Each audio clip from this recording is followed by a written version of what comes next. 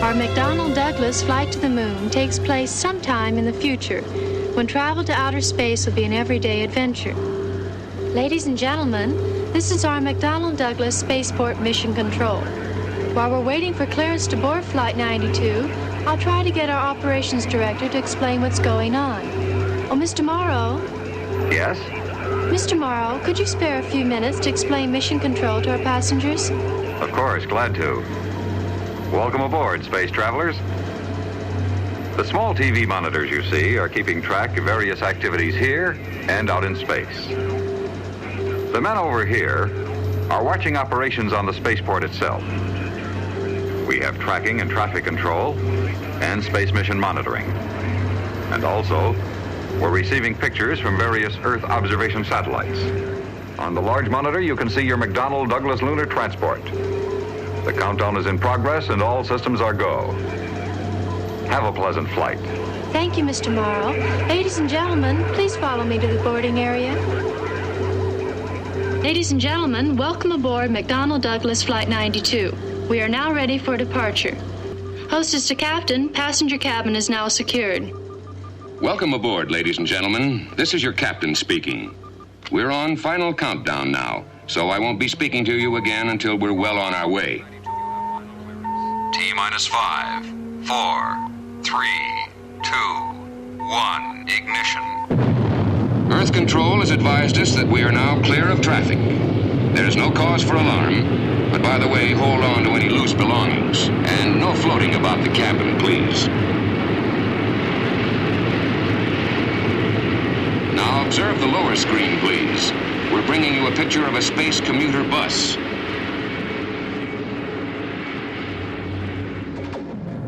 Ladies and gentlemen, please turn your attention to the middle screens now. We've arranged a live telecast from the surface of the moon for you. Stand by. Go ahead, Moon. You're on. Hello. Welcome to the moon. We're up near the rim of a good-sized crater on a geological survey. I've been taking pictures of the area. And these men are collecting rock samples and recording a description of each one. As you can see, it isn't easy to work in these spacesuits, but we couldn't survive without them out here. Stand by.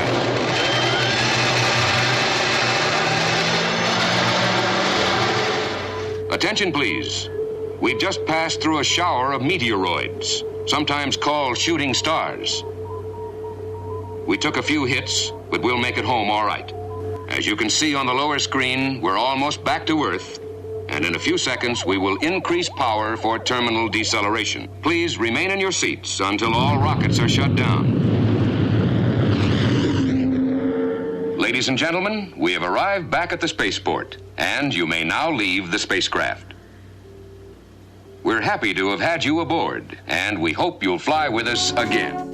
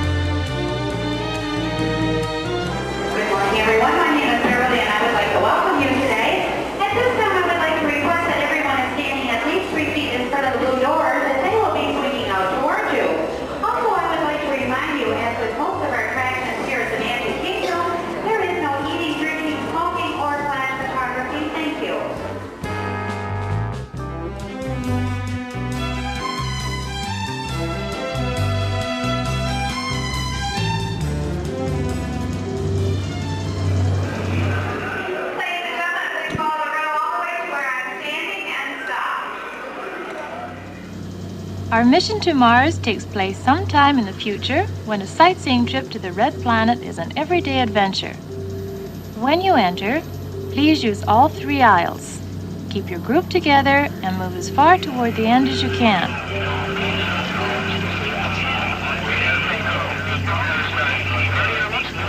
Excuse me.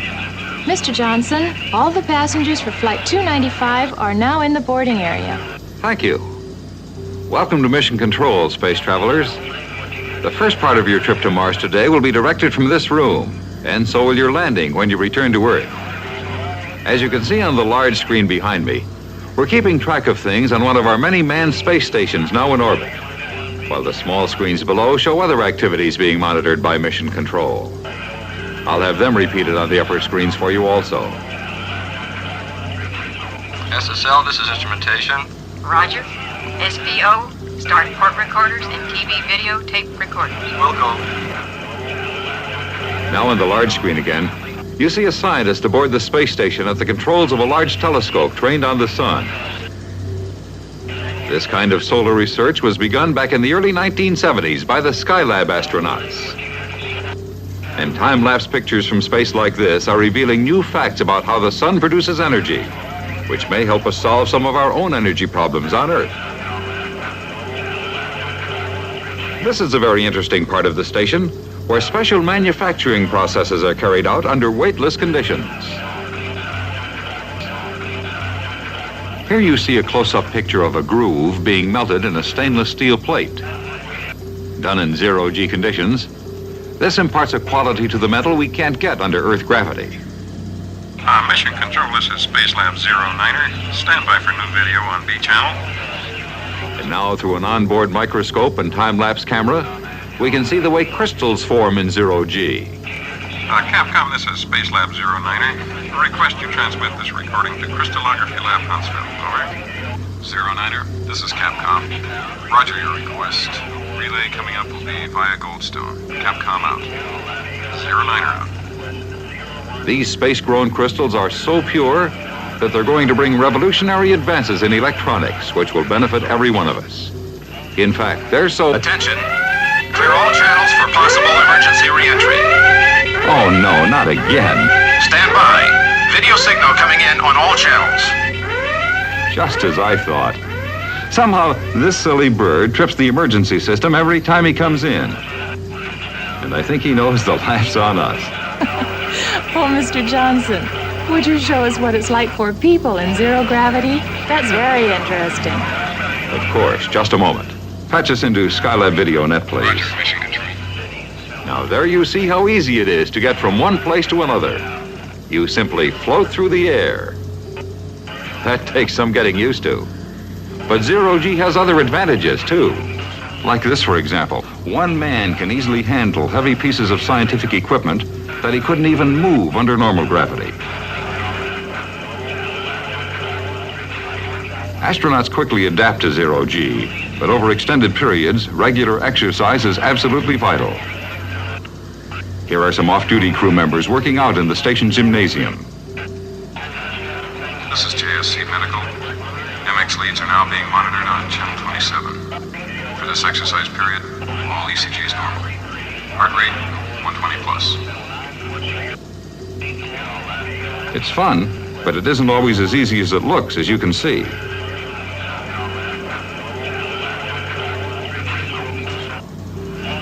With a little practice, though, you can do tricks that would make a circus acrobat turn green with envy. All personnel switch to channel number 2 for status check. Port communication status is go. Instrumentation. Instrumentation, go. Propulsion. Flight 295 to Mars is now ready for boarding at gate number 3. Go. SPO. Go. Now on the large monitor, you can see your spacecraft waiting on the launch pad. Countdown is in progress and all systems are go. Have a good flight.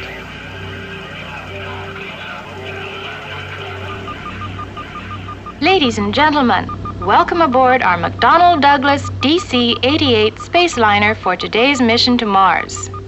The captain has asked that you remain in your seats at all times. And please, no smoking. Attention, please. Folks, this is Third Officer Collins speaking. I'm your tour guide today, and I'll be telling you about what's going on during the trip. Right now, we're on final countdown, and you can watch our liftoff on the lower screen in your cabin. I'll speak to you again after we're in space.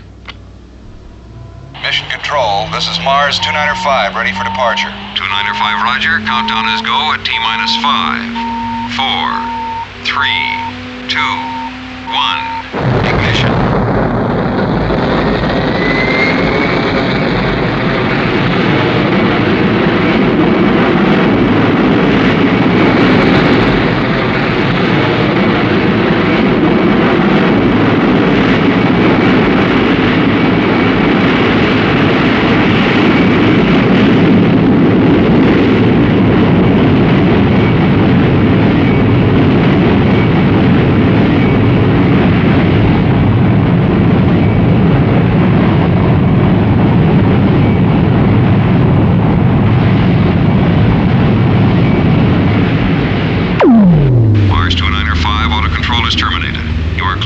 Space penetration.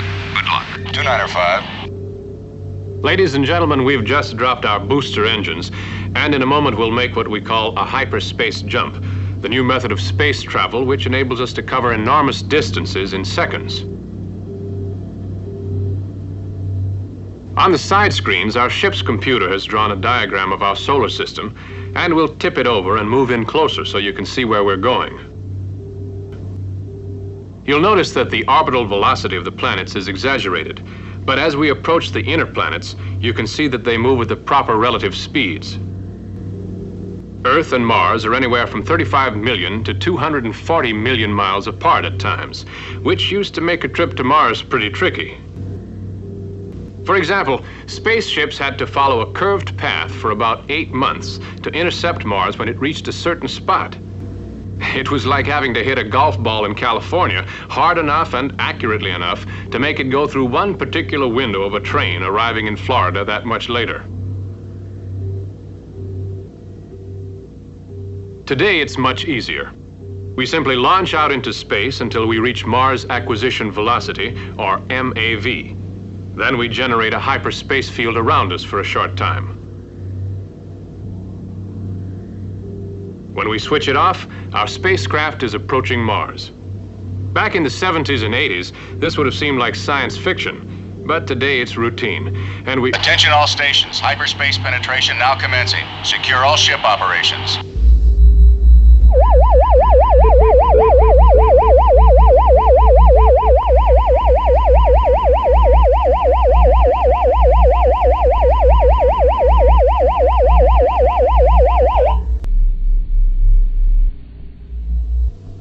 All stations, we are now in normal space mode. Resume all operations. Well, folks, a hyperspace jump is always interesting, to say the least. But we're back in the real universe again. Attention all stations, outer lock is now open. Stand by to launch camera drones.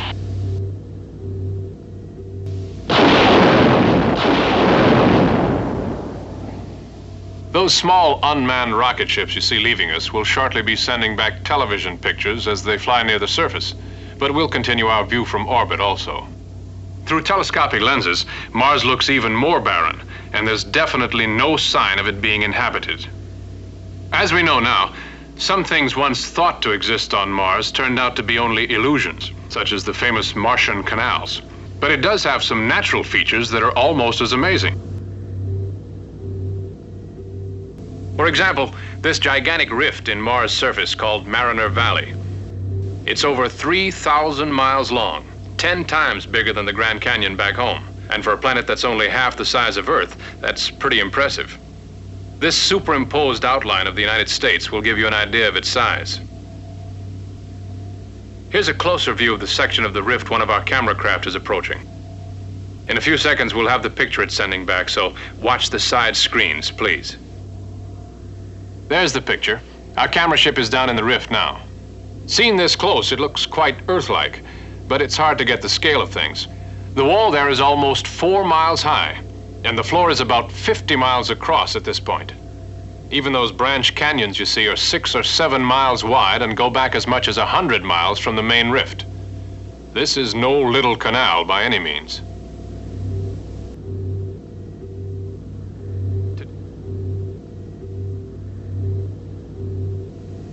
On the upper screen, we're switching to what is literally the high point of Mars, Olympus Mons, the biggest volcano in the whole universe, as far as we know now. It's 370 miles wide at the base and over 75,000 feet high at the top, 2.5 times more than Mount Everest, the highest point on Earth. Now on the side screens is the picture from our other ship as it approaches the top of the cone. In just a moment, it'll drop down into the caldera, and you can see how big it really is.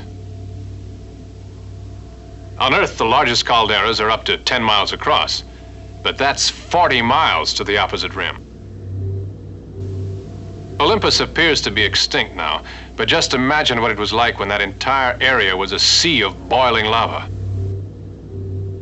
Scientists estimate it was... Just a moment, please. Spacecom, we show a loss of signal on remote 2. Impact count is rising. Ladies and gentlemen, our camera ship has been knocked out of control by a shower of meteoritic particles. We may encounter the same conditions and... Spacecom, this is Operation. We have damage to primary ACS. Emergency. Stand by for space warp. Ladies and gentlemen, we're returning to Earth immediately. Be prepared for another space jump.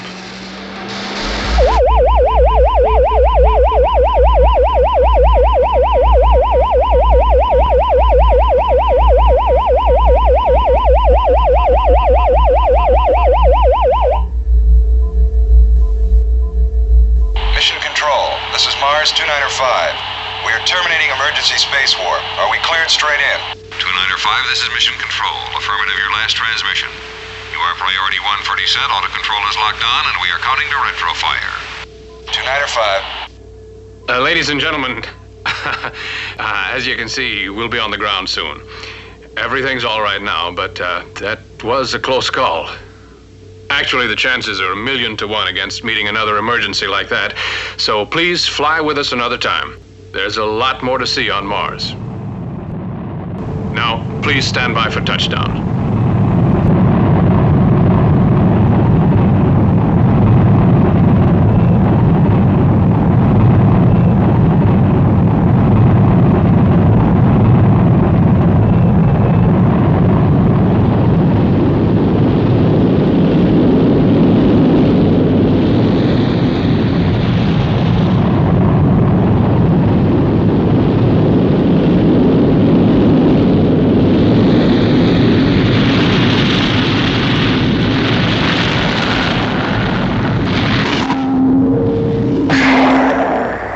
Ladies and gentlemen, the outer locks are now open and you may leave the spacecraft.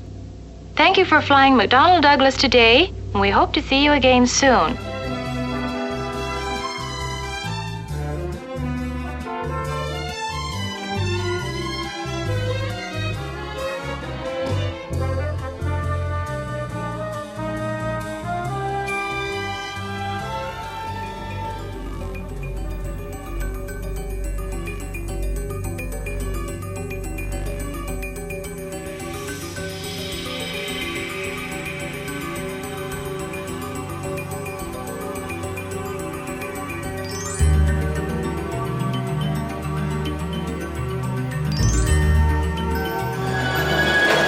Hi there, Tomorrowland travelers. This is Mr. Johnson and Skyview Hovercraft 1, bringing you the latest Tomorrowland traffic report. As usual, everything is perfect on Tomorrowland Superhighway. Back to you with DTA 6. Paging Mr. Morrow, Mr. Tom Morrow. Your party from Saturn has arrived. Please give them a ring.